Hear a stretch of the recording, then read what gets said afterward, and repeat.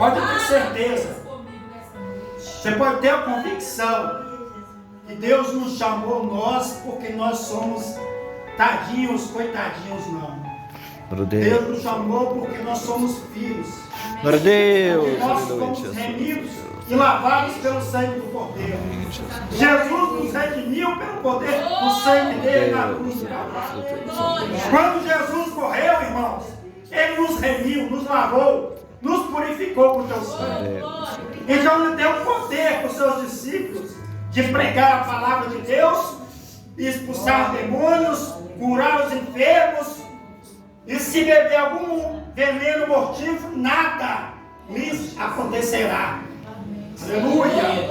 A palavra de Deus fala, meus queridos irmãos, que esses discípulos saíram e anunciaram o Evangelho, pregaram a palavra de Deus e voltaram para o Senhor, voltaram para Jesus, contando as maravilhas, porque onde eles iam, as pessoas iam atrás.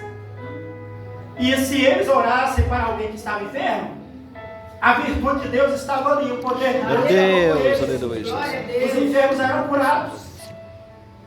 E se orasse na casa de alguém, se estivesse passando por uma necessidade, a despensa estava cheia, não faltava nada. Porque eles estavam ali naquele lugar, servindo ao Senhor. Mas diz a palavra, meus queridos, que eles voltaram para Jesus. Então, quando eles voltaram, Jesus perguntou para eles: vocês saíram, vocês anunciaram o Evangelho, vocês expulsaram demônios, fizeram todas essas maravilhas, mas e as pessoas? O que elas dizem sobre mim? É uma pergunta que hoje, muitas das vezes, nós também temos que responder. Por quê? Que Deus nós servimos? Quem é o nosso Deus? Porque há vários deuses aí afora. Quer mudar os costumes, quer mudar, colocar o mundo dentro das igrejas, quer, aleluia, muitas das vezes fazer com que nós nos desanimamos, perdemos a unção, a autoridade. Hoje no trabalho, que eu percebi que é uma campanha de óleo de unção, de consagração. Isso significa que a luta, que para ter vitória é preciso lutar. Para ter vitória é preciso ter luta. Não tem nada fácil para o cristão. Às vezes a pessoa aceita Jesus e fala: olha, eu estou nas minhas maravilhas. Hoje eu estou uma bênção, né? Estou na igreja, estou servindo ao Senhor. Mas não é desse jeito que funciona. Quem serve a Cristo tem que passar naquele versículo que eu falo sempre em Provérbios, no capítulo de números 6, versículo de número acho que é 28, parece, que fala que o crisol é para o ouro, para a prata, e o ouro é para o cadinho. Você já viu o que é um crisol? O que é o cadinho? Os irmãos conhecem? Não. Tem que passar pelo fogo, pela prova. Deus. O ouro, para ser transformado em ouro, tem que passar pelo processo de fundição. A prata, para se tornar prata, ela tem que passar pelo processo de fundição. E nós, para sermos uns vasos cheios de unção, de autoridade, temos que passar também pelo processo. Por isso, quando eu leio a palavra de Deus no livro de Jeremias, no capítulo de número 18, onde o Senhor fala para Jeremias descer na casa do oleiro e mostra aquele oleiro fazendo vaso ali naquele lugar, na olaria fazendo vaso. De repente aquele vaso se quebrou, mostrando aquela visão para Jeremias. Deus pergunta a Jeremias: olha, Jeremias, o vaso se quebrou. O vaso se quebrou. Eu não posso fazer isso como fez o oleiro. Ele prestou atenção. O oleiro pegou o vaso, o barro, destruiu aquele barro todinho, teve que preparar novamente o barro, porque com certeza quando o vaso quebra, já reparou quando o vaso quebra, vem um monte de sujeira junto? que antes de fazer o barro, o vaso, tem que colher o barro lá na lama. Quem trabalha com argila, que mora na roça, já viu como que faz um barro, um vaso. A minha mãe, por exemplo, ela gostava de fazer panela, fazer bacia, fazer uns coxinhos assim, fazer aquele baldinho tipo com barro. E o que ela tinha que fazer? Tinha que colher a argila, separar aquilo que estava estragado, tirar as impurezas, para poder preparar amassar aquela argila ali, até a argila ficar moleável, ficar mole, ficar do jeito homogêneo, entendeu? De um jeito que não tenha impureza, porque quando faz o vaso, se tiver impureza, o vaso se quebra.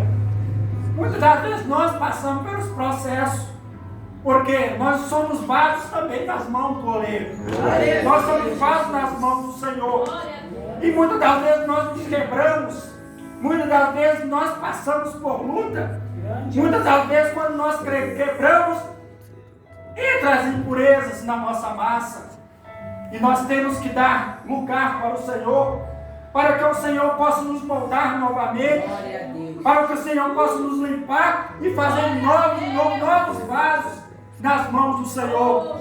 Quando o Senhor levou Jeremias nesta visão, eu olhando o contexto da Bíblia, quando eu leio a minha Bíblia, é um contexto onde Jerusalém estava cheia de pecado, estava cheia de idolatria, estava cheia de impurezas. O reino de Judá estava todo na lama, ali servindo pelo rei que estava ali na época, porque tem vários reis depois de Josias. E quando nós lemos a palavra de Deus no tempo de Josias estabeleceu o culto ao Senhor, Josias serviu ao Senhor, Josias colocou o povo para andar nos caminhos do Senhor. Mas depois que Josias morreu, veio outros reis, aí veio Joaquim, aí veio Eliaquim, aí veio Zedequias. Todos eles pecaram contra Deus. O povo sofria nas mãos do inimigo. Os sírios estavam ao redor de Jerusalém. Os caldeus estavam ao redor de Jerusalém. A Mesopotâmia, que simbolizava Nabucodonosor, estava querendo entrar em Jerusalém.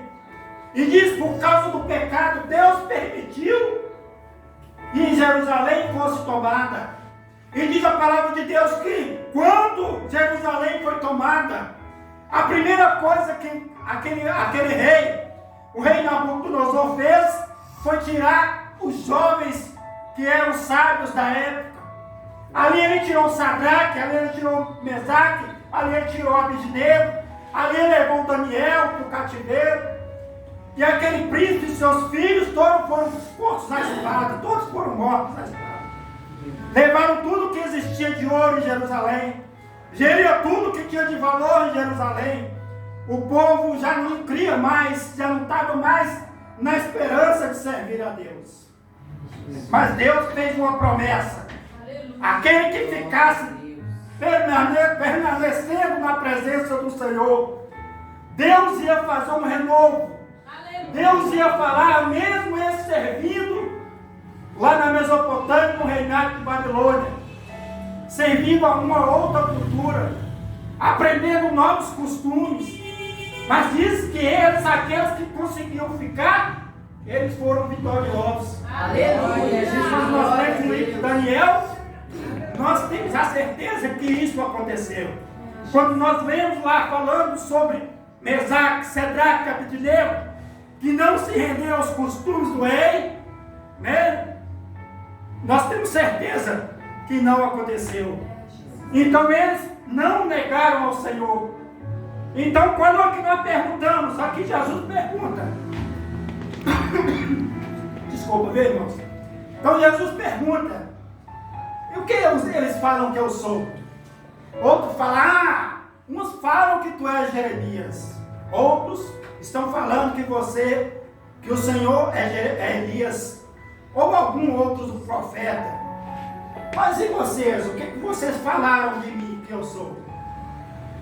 Aí, o Espírito Santo de Deus veio a Pedro e falou no ouvido de Pedro: Tu és o Cristo, Tu és o Filho do Deus vivo.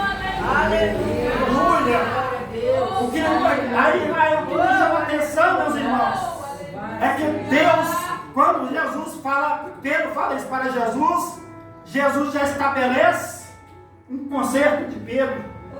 Fala assim: Pedro, quem te revelou não foi o homem, quem te revelou não foi a carne, não foi o sangue, mas quem te revelou foi o Espírito Santo, foi o próprio Senhor. Por isso eu te digo que tu és Pedro, e sobre esta pedra edificarei a minha igreja, e as portas do inferno não prevalecerão contra ela. Aleluia! E que mais o que ligares na terra será ligado no céu, e o que desligares na terra será desligado no céu. Te darei a chave do céu. Por isso eu te digo nesta noite, amada igreja, tu tens a chave do céu. Tu tens a chave do céu. Não é igual essas outras religiões que tem fulano, que tem cicrano, que tem o Papa lá como o Supremo lá dos católicos, que tem o outro Maomé que serve lá o islamismo, que tem o outro, o Buda lá que fizeram o budismo. Não! Me deu a chave dos céus para que fosse a igreja do Senhor. Então Deus a revelou para Pedro. Aleluia. Deus revela para nós até hoje. Quando eu leio essa palavra, meus irmãos, eu fico muito feliz, porque a igreja, ela tem um poder tão tremendo. Aleluia. Se nós soubermos o poder que nós temos, a palavra de Deus nos fala que nós temos esse poder de ligar as coisas aqui terrenas no céu. O que eu quero dizer? O que você faz não é o homem que vai pegar e falar: ó, você é isso, você é aquilo, você merece o galardão, você merece o prêmio. Não, o que você faz está ligado no céu. Está ligado no céu. E é por isso que nós estamos aqui nesta noite. Porque eu sempre falo, meus queridos irmãos, porque se não fosse o céu, nós não estaríamos aqui. O sentido de ter uma igreja aqui na terra é o céu. Porque a palavra nos fala lá em Coríntios, Paulo falando aos Coríntios: no demais eu te vejo um mistério. Aleluia, eu te falo um mistério. Olha, eu falo um mistério para vocês, que os mortos, os vivos não procederão os que estão mortos. Porque os mortos, eles ressuscitarão primeiro. E eles sei, meu querido irmão, que a imortalidade será revestida de mortalidade. E a incorruptibilidade será revestida de corruptibilidade. Porque aí é dizer que aquilo que foi revestido, que foi mortal, foi revestido na mortalidade, e o que for incorruptível, se revestir da incorruptibilidade, aí ele pode dizer: tragada foi a morte na vitória. Onde está a morte? A tua vitória. Onde está o inferno, o teu aguilhão? Olha o aguilhão da morte. O aguilhão da morte é o pecado. Então, meu querido irmão, nós, como igreja do Senhor, nós temos o céu de prêmio. Porque nós não servimos mais ao pecado. Nós somos pecadores, mas somos pecadores lavados e remidos pelo sangue do Cordeiro. Porque a palavra